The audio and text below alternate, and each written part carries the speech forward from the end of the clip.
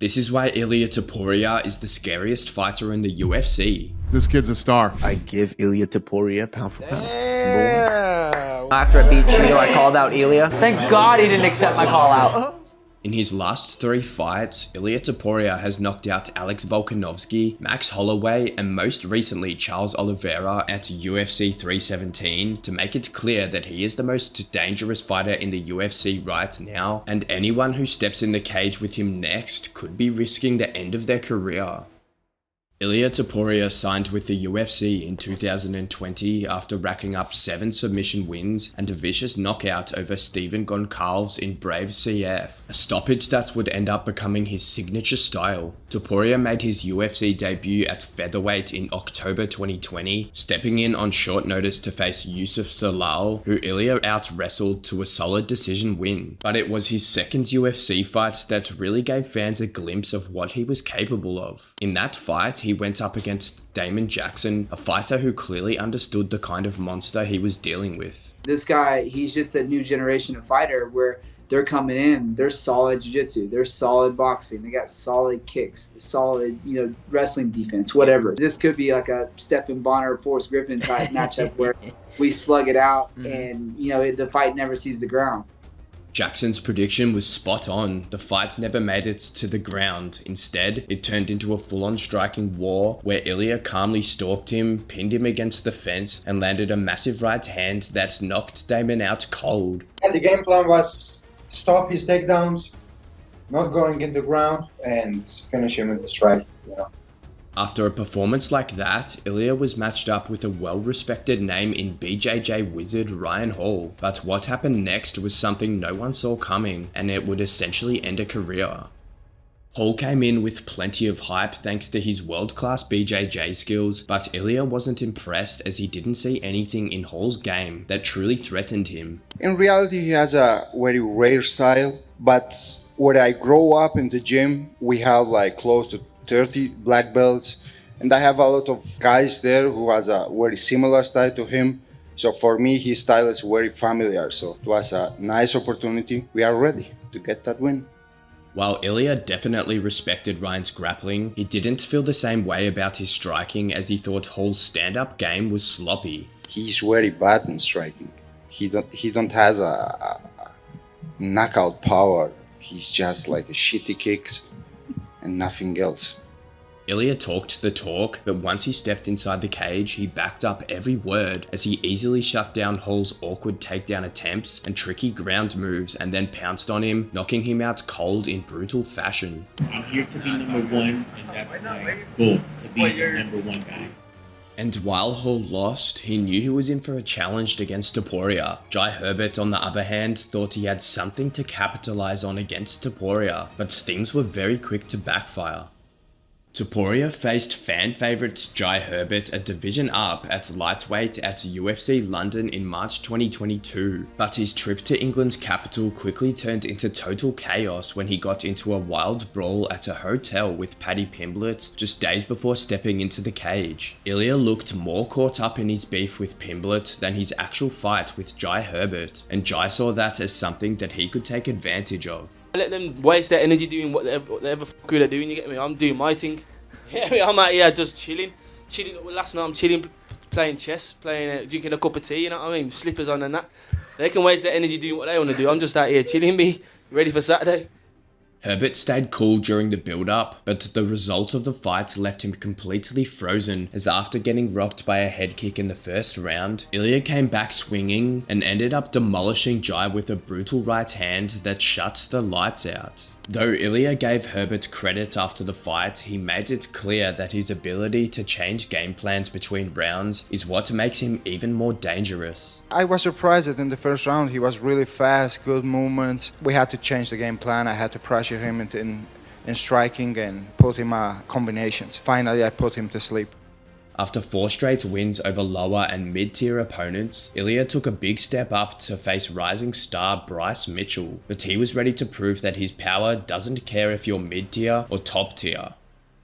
Heading into their clash at UFC 282, Bryce Mitchell was undefeated at 15-0 and known for his dangerous ground game, something many believed could give Topuria problems. But Topuria believed he had nothing to worry about thanks to his Greco-Roman wrestling and BJJ background. I grow up in the ground, you know, my background is BJJ and wrestling, so he didn't gonna surprise me with anything he gonna bring on Saturday night, so I know what's gonna happen. I know that I'm gonna put him to sleep. I think he already knows it too.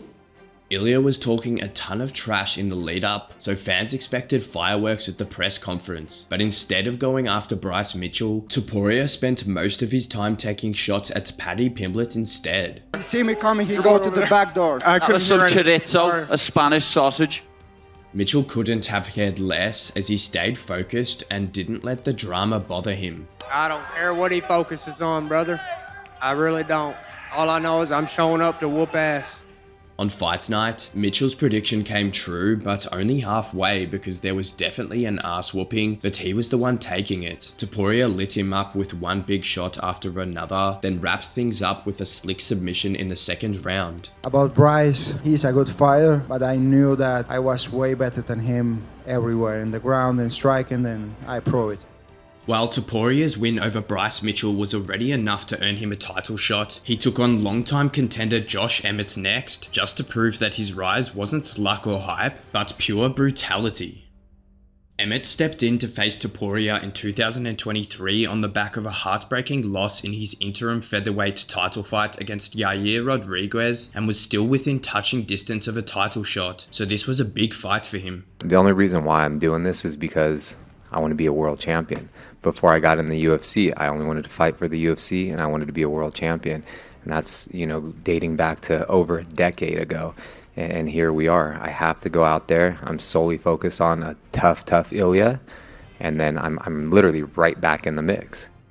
Emmett had all the tools to give Topuria serious problems. He had devastating knockout power, solid wrestling, and years of experience at the top, and that's why for the first time in his career, Topuria looked like he might actually have something to worry about. I just have to be worried about his hooks, nothing else. I couldn't care less about his wrestling or beating or ground game, even his boxing. He had to be worried about my boxing, my wrestling, my grappling, about everything. When the cage door closed, Ilia's game plan proved that he was wary of Emmett's hooks as he jabbed from distance and landed big shots whenever he could. Emmett was tough, and despite Ilia's best shots, he didn't go down, meaning that Ilia went the distance in a 5-round fight for the first time in his career and won by a comfortable decision. After beating Emmett in a dominant fashion, Topuria called out featherweight champion Alex Volkanvoski, promising to knock him out in the first round. I beat him pretty easy. It don't going to be like different with Alex, you know. The rest of this going to be the same. I'm gonna knock him out in the first round, second round. If not, I'm gonna dominate him for 5 rounds, no problem. Volk was a dominant champion who had already taken out legends like Max Holloway and Jose Aldo, which is why many believed that an untested Topuria was about to get humbled. But instead, the world was about to witness the beginning of a new age of destruction. Volkanovski came into the fight as the fan favourite with 5 title defences under his belt and a reputation as one of the best. But despite the odds and the crowd being against him, Topuria believed he was the better man. In what area do you think you will show how much better you are than him? Everywhere. I'm better than him everywhere.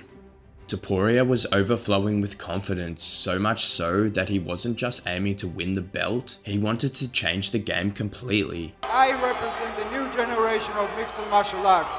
After this Saturday night, I'm gonna change the whole game of mixed martial arts. Throughout the build-up, Topuria kept saying that Volk was getting old and that it was time for the new generation to take over, and to his credit, Alex played along by showing up to the press conference dressed as an old man. Why was it important for you? Are you kind of leaning into the doubt, into the hate to wear that outfit today? Mate, just having a bit of fun with it, you know what I mean? So, you got to do it, you know? For the people as well, so everyone appreciated the outfit, so I wanted to do it in person. While Volk was having fun in the build-up, Topuria was all business as he warned Volk that his days as the champ were numbered. I'm gonna humble you. I'm gonna show you levels. I'm gonna warp the floor with you. Hey, I'm gonna make this look easy. I'm gonna Hey, I'm gonna make this look easy. You see that belt? Yeah, That's I've the seen it last for day a you while enjoy now, and that I'll belt. keep seeing it. That's the last days you are enjoying that belt. When the cage door shut, Topuria backed up all his talk, going toe-to-toe with Volk in the first round and trading heavy shots. In the second round, Topuria landed a devastating right hand that knocked the champion out cold. He caught me, that's that. You know, I felt good in there. I felt like I seen everything early, you know what I mean? But he ended up catching me. You know, I was pretty comfortable in the first round, and then we started being like, oh, we'll start to do more. I was just about to do more, and he caught me. So it's just the game. After winning the belt, many expected Topuria to defend it against top contenders like Max Holloway or Brian Ortega, but he brushed them off, saying they've already had their chances at the title, and now it's time for fresh faces. Max Holloway, you know, all of them, they didn't make any sense for me right now. As I said, I need new challengers, new ones. So there are some upcoming fights. We'll see how they're gonna play out, and you're gonna see El Matador for a while. So regardless, Topuria's comments turned out just to be talk, because only 10 months later he accepted Max Holloway as his first title defense, and what happened next proved that Topuria had the potential to be the UFC's biggest star. Heading into UFC 308, Holloway looked like the kind of fighter who could give Topuria real problems. He was a legendary former champ with a reach advantage, endless cardio, and a chin that had never truly cracked. But Topuria promised to break the unbreakable. Every time I see him fight, it's like everyone really is gonna be like surprised when I'm gonna knock him out, because I see him like, it's such an easy matchup for me. I don't know, to be honest. Topuria was on fire during the build-up, constantly taking shots at Holloway, especially mocking the idea that Max was the best boxer in the UFC. he's a good striker. It's not only a boxer, because calling himself the best boxer in the UFC is kind of shame, I think, because he's not the best boxer in the UFC. All of Ilia's pre-fight trash talk had Holloway thinking he was just trying to be the next Conor McGregor. You know the guy that he's copycatting. This guy's a copycat. You know, down to the tattoos, to his aura, to the way he's approaching fights. The guy's a copycat. Ilia didn't take Holloway's comparison lightly, and he fired back by promising to shut Max down in the very first round. It's gonna be exactly the same. I'm gonna take these lights out in the first round. Topuria and Holloway went to war at UFC 308, trading shots in a high-paced fight. But after 2 tough rounds, Topuria finally found the opening and landed clean on Holloway's chin, knocking him out cold for the very first time in his career. It is what it is. I felt good. Showing off my hands. I was landing. I was being fast. I think I had him surprised in there. And like I said, I was doing good until I wasn't. For the MMA world, watching Max Holloway get knocked out cold was downright shocking, but for Ilia, it was just business as usual. I call this because I knew it. It's a surprise for a lot of people, but for me, it's like I knew it. After taking out Max Holloway and Alex Volkanvoski, Topuria wanted to continue his legend killing spree against lightweights champion Islam Makhachev, and he boldly predicted that he'd beat the wrestling ace with a submission. I'm always looking to achieve things that no one could. So someone could submit him, I will be the first one to submit him. Months after knocking out Holloway, Topuria decided to vacate his featherweight title and move up to lightweight. At the same time, Islam Makhachev also vacated his lightweight belt to chase double champ status at welterweight. That opened the door for Ilia to fight Charles Oliveira for the vacant lightweight title, and that's when Topuria showed the world that he wasn't just scary, he might actually be unbeatable. Heading into their showdown at UFC 317, a lot of people were questioning whether Ilia's power would still hold up against bigger opponents. Charles Oliveira didn't think so, and he even said that he was looking forward to folding Topuria in the cage. If he thinks he's got firepower, he hasn't seen my firepower. If he thinks he's got jiu-jitsu, he has not seen my jiu-jitsu. Let me tell you something. Things are going to happen. I'm going to become a champion again. Unlike his past fights, Ilia took a much more respectful approach with Charles, and he went as far as calling Oliveira the best lightweight in the division now that Makhachev had moved up. Did you feel that outside of Islam that Charles is the best lightweight that you could have fought? 100%. He's the best lightweight right now. If we don't count Islam, he's the best after him. While Ilia gave Oliveira credit as the best at lightweight, he still believed that he was the best in the world, and he promised that on fight night, everyone would see exactly why. I'm the best fighter in the world. And it's not that if I'm gonna win the belt, I'm gonna do it. I'm gonna knock him out in the first round. They always used to be like this, but after the fight, you know what's happened. When the cage door closed, Oliveira came out aggressive, walking Topuria down and initiating grappling exchanges, but that pressure backfired as Topuria made him pay for staying in the pocket by landing a vicious right hand that knocked Charles out cold in the very first round. After taking out 3 legends in a row, Topuria confidently declared that no one in the game could match his level. I know how good I am. I know that no one can match my level of skills inside the octagon. And when I say this, maybe I sound a little bit cocky. You guys think that I'm crazy, but I used to prove it, that I'm the best fighter in the world. So is Ilia Topuria the scariest fighter in the UFC right now? Let us know your thoughts in the comments. And if you enjoyed the video, subscribe to the channel and check out times Paddy Pimblett destroyed cocky guys for being disrespectful.